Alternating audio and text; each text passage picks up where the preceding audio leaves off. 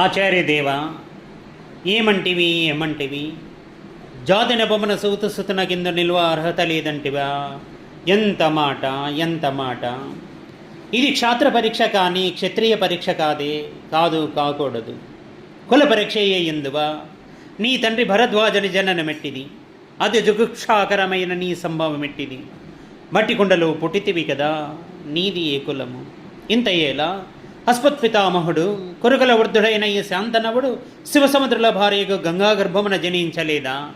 ఈ అనదే కులము. మాతో చెప్పిందువేమయ్యా? మా వంశమునకు మూల పురుషుడైన వశిష్ఠుడు దేవవేషయకు ఊర్వశీపుత్రుడు కాడా?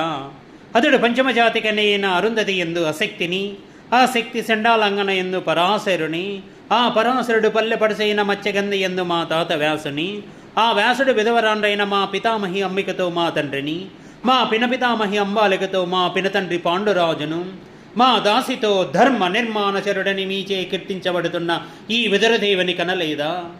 సందర్భావసరములను బట్టి క్షేత్రబీజ ప్రాధాన్యములతో సంకరములైన మా కురువంశము ఏనాడో కులహీనమైనది కాగా నేడు కులము కులమను వ్యర్థవాదములెందుకు?